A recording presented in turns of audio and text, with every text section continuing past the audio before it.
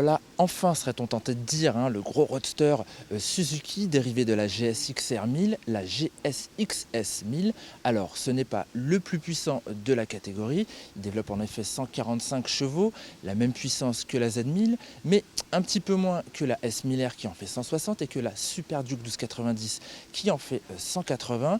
Mais Suzuki nous promet beaucoup d'agréments avec son 4 cylindres dérivé donc de l'hypersportive de 2005-2007, un 4 cylindres réputé pour son couple. Ce n'est pas non plus le plus technologique de la catégorie car outre l'anti-patinage et l'ABS, on n'a pas de mode de conduite, on n'a pas de poignée électronique, mais pour justement jouir totalement de son 4 cylindres, Suzuki nous promet une partie cycle très agile, très maniable, prenant pour base un cadre tout à fait nouveau en aluminium et le bras oscillant de la GSX-R.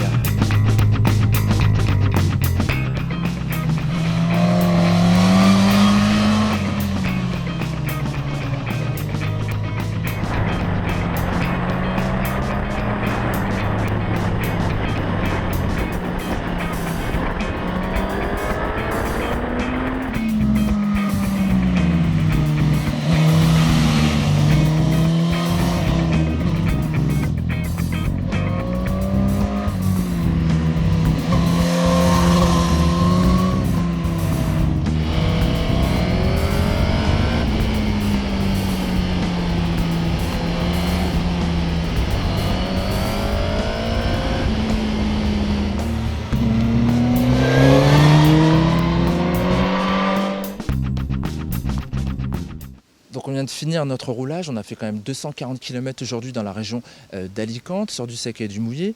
Premier point qu'on va relever sur le gros roadster Suzuki, c'est son ergonomie qui est vraiment bien faite. La position de conduite est très agréable, la selle est confortable. On ressent la finesse justement du réservoir qui est assez creusé, ce qui renforce la maîtrise. Les jambes ne sont pas trop repliées. Le guidon est plutôt placé assez bas et relativement peu large, ce qui renforce aussi le sentiment de maîtrise. Bon, les leviers sont non réglables, mais moi, ça va parfaitement. Et puis j'ai une très bonne visibilité sur l'instrumentation, qui est fort agréable d'ailleurs. Point fort de la nouvelle Suzuki, son moteur. Bon, déjà pour sa souplesse, on peut rouler sur le 6e rapport sous les 2000 tours minute. Il accepte relativement gentiment, sans trop rechigner. Et puis après, on ressent un moteur qui est quand même assez bien rempli à mi-régime. Entre 5000 et 7000 tours, il se révèle, il devient plus explosif. Et au-delà de 7500 tours minute jusqu'à sa zone rouge, qui commence à 11005, là, il est vraiment époustouflant. L'ambiance mécanique est très agréable, ce moteur a vraiment un bruit très rocailleux. La boîte à air aussi, quand on est vers les 5000 tours minute, c'est très sympa. C'est-à-dire quand on arrive à cette zone-là, on ressent quelques vibrations, quelques fourmillements au niveau de l'assise et des poignets. Et puis aussi, ce qu'on lui reprochera, ce sont les petits à-coups à la remise des gaz qui peuvent être assez désagréables à la longue. En ville, on apprécie la maniabilité de la nouvelle Suzuki. Elle a aussi un très bon rayon de braquage. Et puis, lorsqu'on roule un petit peu plus dynamiquement, on se rend compte que la partie cycle est très sérieuse, très solide. C'est une moto homogène, neutre. Les entrées en virage sont très faciles au niveau du placement.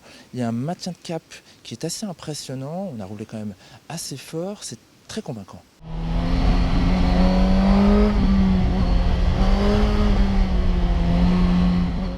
Alors en revanche, qu'on aime un petit peu moins, c'est son freinage.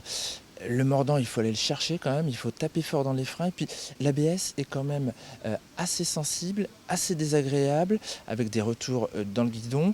À l'arrière, on n'a pas un bon feeling justement, ça c'est un petit peu dommage. En revanche, son traction control est très bien fait, très bien paramétré. Il est réglable sur 3 niveaux. On peut également le déconnecter, contrairement à l'ABS qu'on ne peut pas déconnecter. Et moi, j'ai roulé sur le mode 2.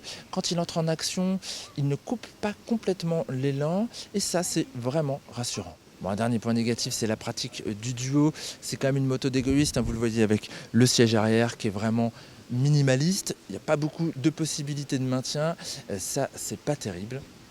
Bon, en conclusion, je dirais que cette machine est quand même très agréable. On s'y attendait. C'est un 4 cylindres classique de 1000 cm3 qui est quand même un petit peu plus facile à mon sens qu'une Z1000 par exemple, Il ne révolutionne pas le segment, mais il est très agréable. Il sera disponible dans les concessions Suzuki à partir du mois de mai, en bleu, en rouge et en gris, au tarif de 11 999 € pour la version standard. Et puis pour le modèle que nous avons essayé aujourd'hui avec l'ABS, il faudra compter 12 499 €. Vous voulez tout connaître, tous les détails de notre roulage, je vous invite à nous retrouver sur motostation.com. Et puis moi je vous dis à très bientôt pour un prochain essai. Bye bye.